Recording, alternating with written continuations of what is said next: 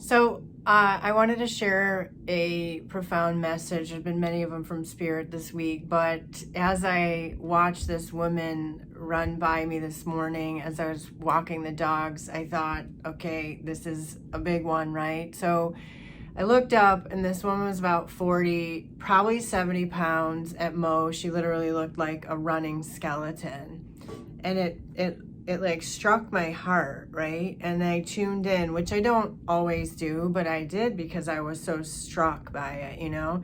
And I even turned to watch her run by, and she had this joyful look on her face. It was very interesting, you know, like happy. And when I tuned in, of course, you guys know I can, you know, talk to the organs and see depletion and all these other things. So what I heard was that she's actually feeling joy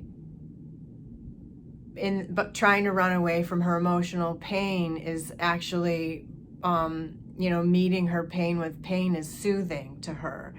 And I'm seeing this so prevalent right now because it's like I say, with all the diets and supplements and, you know, by the grace of God, everybody's being called to heal and pushed to heal in whatever way that is, as you've heard me talk about. It's like watching, you know, a black and white photo in a developer tray, right? It's like to see the progression of things in the health space and what it's bringing up for people. Like, what is that's developing for each one of us in that tray with our wounds? And so I had, it was perfect timing because I had just the day before had a conversation on IG Live with a clinical nutritionist, Jessica, and which you can watch if you want. But Spirit had this really profound message, you know, that if we are basically, and I'm going to include the clip of it on the end of this one. If we were talking about women in this because she's talking about intuitive eating, and you know that's different for everybody, but there's a lot of things that were said. But how do we know if we're a woman who has so much emotional pain that we're trying to heal and physical pain and all these things, and we're bringing something into our body, right? Because there's so many do this, take this supplement, do that and that. And if we're supposed to be intuiting if it's good for us or not, but we're so accustomed to feeling pain, then how will we know if, you know, if the pain we may be feeling from the food we're eating or the supplements we're taking, how do we know if that's actually healthy for us, or if it's something that is feeling soothing because it's pain? And I've talked a lot about how, you know, sometimes pain is our greatest comfort, is our own, you know, in the depth of loneliness that a lot of people experience, especially people with trauma and all kinds of other stuff. And so if we're soothed by something that hurts and we know how to deal with pain, then we may be overlooking the fact that it actually isn't healthy for our bodies.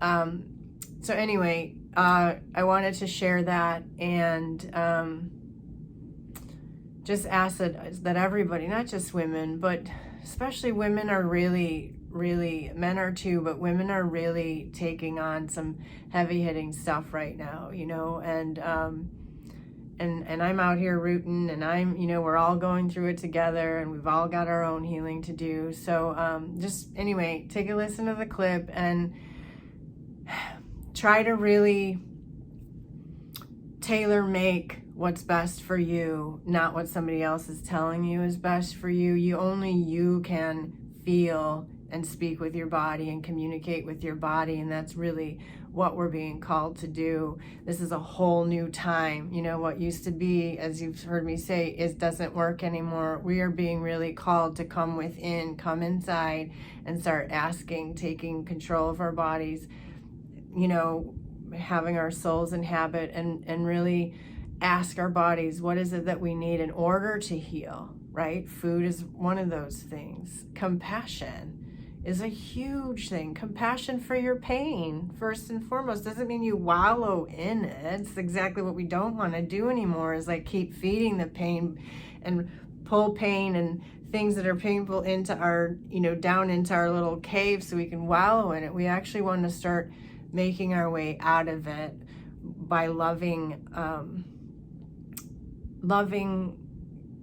things, loving behavior towards ourselves, loving choices, compassionate choices, and just like starting over, right? But it's a slow process. So just be patient and be compassionate.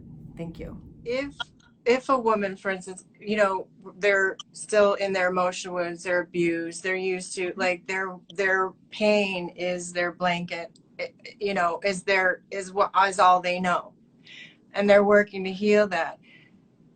So if they're used to being in pain and they go on a diet where it feels familiar to them to feel uncomfortable, then until they heal that acceptance of uncomfortable, then how do they know, or how can they know that what they're putting in their body isn't what their body needs, if they're like, well, this feels normal, this feels good, but what is good to you? What feels good to you could be the opposite of healthy.